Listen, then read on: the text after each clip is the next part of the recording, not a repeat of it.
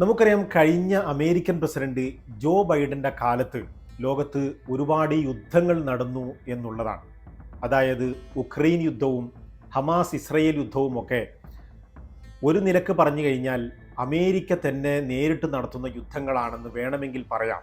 കാരണം ഇസ്രയേലിനും അതുപോലെ യുക്രൈനിനും ഒരുപാട് ആയുധങ്ങൾ കൊടുത്തുകൊണ്ട് യുദ്ധം ചെയ്യിക്കുന്നത് അമേരിക്കയാണെന്നും നമുക്കൊക്കെ അറിയാവുന്ന വിഷയമാണ്. എന്നാൽ ട്രംപ് അധികാരത്തിലേക്ക് വരുന്നതിന് മുമ്പ് അമേരിക്കൻ ഇലക്ഷൻ സമയത്ത് അമേരിക്കയിൽ ഉടനീളം പറഞ്ഞു നടന്നത്, ഞാൻ വന്നു കഴിഞ്ഞാൽ ലോകത്ത് സമാധാനമുണ്ടാകുമെന്നും എല്ലാ യുദ്ധങ്ങളും നിമിഷങ്ങൾ കൊണ്ട് ഞാൻ അവസാനിപ്പിക്കുമെന്ന് പറയുകയും അമേരിക്കയിലെ മുസ്ലിമീങ്ങളുടെ വോട്ട് നേടാൻ വേണ്ടി കൂടി മുസ്ലിമീങ്ങളുടെ അടുത്ത് പോയി മുസ്ലിം ഏരിയയിലൊക്കെ പോയി ട്രംപ് പ്രസംഗിച്ചത് ഗാസയിലെ യുദ്ധം എന്നേക്കുമായി അവസാനിപ്പിക്കുമെന്നും ഗാസയിൽ സമാധാനം തിരിച്ചു കൊണ്ടുവരും എന്നുള്ള വാഗ്വാദങ്ങളും വാഗ്ദാനങ്ങളുമായിരുന്നു. എന്നാൽ ട്രംപ് അധികാരത്തിൽ വന്നതിന് ശേഷം നമുക്കറിയാം, ചെയറിലേക്ക് ഇരിക്കാൻ പോകുന്നതിന് തൊട്ട് മുമ്പ് ഇസ്രയേലിനും ഹമാസിനും ഒരു ലൈൻ വരച്ചുകൊണ്ട്, ഞാൻ ചെയറിലേക്ക് വന്നിരിക്കുന്നതിന് മുമ്പ് സീസ് ഫയർ കരാർ നിലവിൽ വന്ന് കഴിഞ്ഞിരിക്കണം എന്ന ഭീഷണിയുടെ സ്വരവും അദ്ദേഹം ഉപയോഗിച്ചു. എന്നാൽ അദ്ദേഹം ചെയറിലേക്ക് വരുന്ന സമയത്ത് ജോ ബൈഡന്റെ അവസാന നാളിൽ സീസ് ഫയർ കരാർ, വെടിനിർത്തൽ കരാർ ഹമാസും ഇസ്രയേലും തമ്മിൽ ഉണ്ടാവുകയും അങ്ങനെ ബന്ദിമോചനവും മറ്റു കാര്യങ്ങളും നടക്കുകയും ചെയ്തു എന്നുള്ളതാണ്. അങ്ങനെ 5 തവണ ഇസ്രയേലി ബന്ദികളെ ഹമാസ് മോചിപ്പിക്കുകയും ഇസ്രയേലിൻ്റെ ജയിലുകളിൽ നിന്ന് ആയിരക്കണക്കിന് ഫലസ്തീനികളായ വർഷങ്ങളോളം അവരുടെ ഡിറ്റൻഷൻ സെൻ്ററിൽ കഴിയുന്ന ഒരുപാട് പീഡനങ്ങൾ അനുഭവിക്കുന്ന ഫലസ്തീനികളെ അവർ മോചിപ്പിക്കുകയും ചെയ്യുകയുണ്ടായി. പക്ഷേ ഇപ്പോൾ അധികാരത്തിൽ വന്നതിന് ശേഷമുള്ള ട്രംപിൻ്റെ സ്വഭാവങ്ങളും അദ്ദേഹത്തിൻ്റെ സംസാരങ്ങളും കേൾക്കുമ്പോൾ ഇദ്ദേഹം ജോ ബൈഡനേക്കാൾ യുദ്ധക്കൊതിയനാണോ? ഗാസയിൽ ഇനിയും അപകടങ്ങൾ വിളിച്ചു വരുത്തുകയാണോ ഇദ്ദേഹം? ജോ ബൈഡനേക്കാൾ കൂടുതൽ അപകടകാരിയാണോ? യുദ്ധത്തെ ഇഷ്ടപ്പെടുന്ന ആളാണോ എന്ന് തോന്നിപ്പോകുന്ന രീതിയിലാണ് ട്രംപിൻ്റെ ഇക്കഴിഞ്ഞ ദിവസമുള്ള ഓരോ വാക്കുകളും നമ്മൾ ശ്രവിച്ചുകൊണ്ടിരിക്കുന്നത്. അതായത് സമാധാനം പ്രസംഗിക്കുകയും സമാധാനം പ്രസംഗിച്ചുകൊണ്ട് അധികാരത്തിലേക്ക് ഏറിയതിന് ശേഷം, ഒരുപക്ഷെ അധികാരം കിട്ടിയതിന് ശേഷം മാറിയ ഒരു ട്രംപിനെയാണ് നമ്മൾ കാണുന്നത്. അത്തരത്തിലല്ല ഇസ്രയേൽ പ്രധാനമന്ത്രി ബെഞ്ചമിൻ നെതന്യാഹു അമേരിക്ക സന്ദർശിച്ചതിന് ശേഷമാണ് ട്രംപിന് ഇത്തരത്തിലൊരു മനമാറ്റം ഉണ്ടായതെന്ന് പറയുന്ന അനലിസ്റ്റുകളും ലോകത്തുണ്ട്. ഏതായാലും ബെഞ്ചമിൻ നെതന്യാഹു ന്യൂയോർക്കിൽ ട്രംപിനെ സന്ദർശിച്ചതിന് ശേഷം ട്രംപ് സംയുക്ത വാർത്താ സമ്മേളനത്തിൽ പറയുന്നു, ഗാസയിലെ ജനങ്ങളെ മുഴുവനും അവിടെ നിന്ന് പുറത്താക്കുകയും അങ്ങനെ ഗാസ അമേരിക്ക ഏറ്റെടുക്കുകയും ഗാസയിൽ വിപ്ലവകരമായ പ്രവർത്തനങ്ങൾ നടത്തി അതൊരു ടൂറിസ്റ്റ് കേന്ദ്രമാക്കി മാറ്റുമെന്നുമാണ് ഇപ്പോൾ ട്രംപ് അവകാശപ്പെടുന്നത്. അതിന് അദ്ദേഹം കാണുന്ന പോംവഴി ഗാസയിലെ ജനങ്ങളെ ഈജിപ്തിലേക്കും ജോർദാനിലേക്കും മാറ്റി താമസിപ്പിക്കും എന്നുള്ളതാണ്.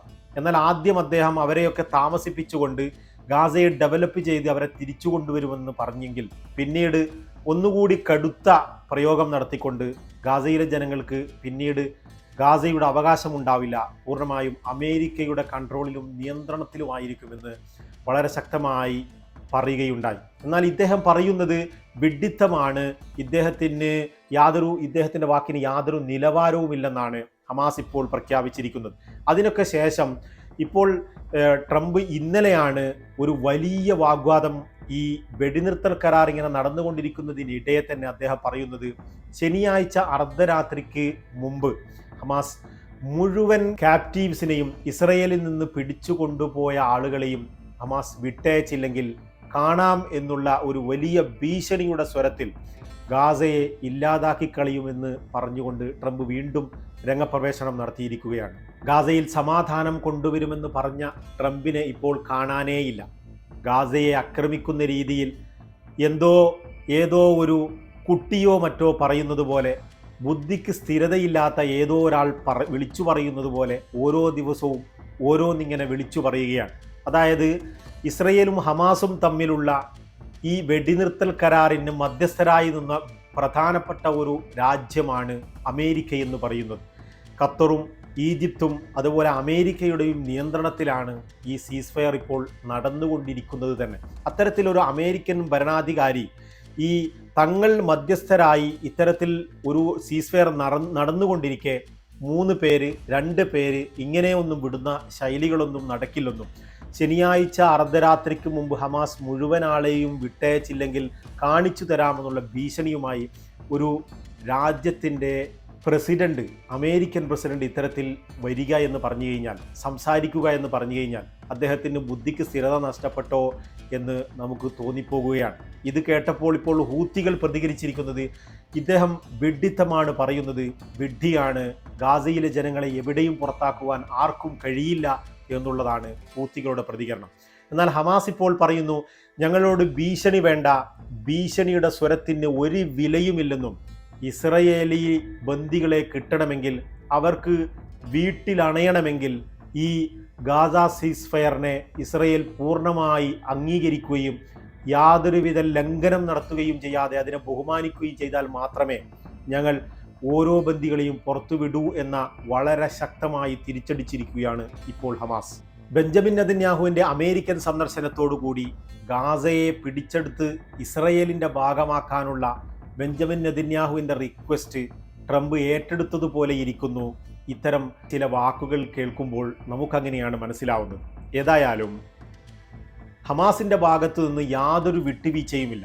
ഇസ്രയേൽ വെടിനിർത്തൽ കരാറിൽ ലംഘനം നടത്തിയതുകൊണ്ടാണ് കഴിഞ്ഞ ദിവസം ഹമാസ് അറിയിച്ചത് ഇനിയൊരു അറിയിപ്പുണ്ടാകുന്നത് വരെ ഇസ്രയേലി ബന്ദികളെ പുറത്തുവിടുകയില്ല എന്ന്. തികഞ്ഞ സീസ്ഫയർ ലംഘനം നടത്തി ഫലസ്തീനിലെ ഗാസയിലെ ആളുകളെ, ഫലസ്തീനികളായ പാവപ്പെട്ടവരെ നിരന്തരം വെടിവെച്ച് കൊന്നുകൊണ്ടിരിക്കുന്ന ഇസ്രയേലിൻ്റെ നയങ്ങൾക്കെതിരെ വളരെ ശക്തമായി ഹമാസ് രംഗപ്രവേശനം നടത്തുകയായിരുന്നു. എങ്ങനെയെങ്കിലും ഭയപ്പെട്ടുകൊണ്ട് ഇവിടെ സീസ്ഫയർ കരാർ നിലനിർത്തണമെന്ന് ഉദ്ദേശിക്കുന്ന ആളുകളല്ല ഞങ്ങളെന്നും, ഞങ്ങൾക്ക് ഫലസ്തീൻ രാജ്യം നിലവിൽ വരുന്നത് വരെ ഇസ്രയേലുമായി യുദ്ധം ചെയ്യാൻ ഞങ്ങൾ തയ്യാറാണെന്നും അതിന് എത്ര ആളുകൾ മരണപ്പെട്ടാലും ഞങ്ങൾക്ക് കുഴപ്പമില്ല എന്ന ഏറ്റവും വലിയ മെസ്സേജായിരുന്നു ഈ ഒരു അബൂ ഉബൈദയുടെ, ഹമാസിൻ്റെ സ്പോക്സ് പേഴ്സൺ അബൂ ഉബൈദയുടെ മുന്നറിയിപ്പിൽ നിന്ന് നമുക്ക് വായിച്ചെടുക്കാൻ കഴിയുന്നത്.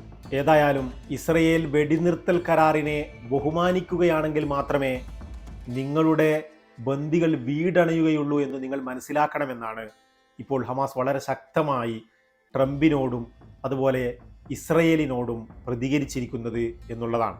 ഏതായാലും ഈ ഗാസ സീസ് ഫയറിൻ്റെ ഹമാസും ഇസ്രയേലും തമ്മിലുണ്ടാക്കിയിട്ടുള്ള ഈ വെടിനിർത്തൽ കരാറിൻ്റെ ഭാവി എന്തായിരിക്കും എന്നുള്ളത് നമ്മൾ കണ്ടറിയുക തന്നെ വേണം. ഇനി എത്തരത്തിൽ തന്നെ ഈ ഫലസ്തീനികളെ ഗാസയിൽ നിന്ന് പുറത്താക്കുമെന്ന് ട്രംപ് പറഞ്ഞു കഴിഞ്ഞാലും, അവരുടെ മേൽ എത്ര തന്നെ ഭീഷണിപ്പെടുത്തി കഴിഞ്ഞാലും ഇതിൽ വലുതൊന്നും, ഇപ്പോൾ വന്നതിനേക്കാൾ വലിയതായൊന്നും തങ്ങൾക്ക് വരാനില്ലെന്നും ഇനിയും ഒരുപാട് ആളുകളെ കൊല്ലാൻ ഇസ്രയേലിനും അമേരിക്കക്കും പറ്റിയേക്കും, എന്നാലും ഞങ്ങളുടെ ആശയത്തെ, ഫലസ്തീൻ എന്ന രാഷ്ട്രം എന്ന ഞങ്ങളുടെ ആശയത്തെ കൊല്ലുവാൻ ലോകത്തൊരു ശക്തിക്കും കഴിയുകയില്ലെന്നും ഏതൊരു ബോംബിനും ഫലസ്തീൻ എന്ന ആശയത്തെ മരണപ്പെടുത്തുവാൻ കഴിയില്ലെന്നുമാണ് ഈ വാക്കുകളിൽ നിന്നൊക്കെ നമുക്ക് മനസ്സിലാവുന്നത്.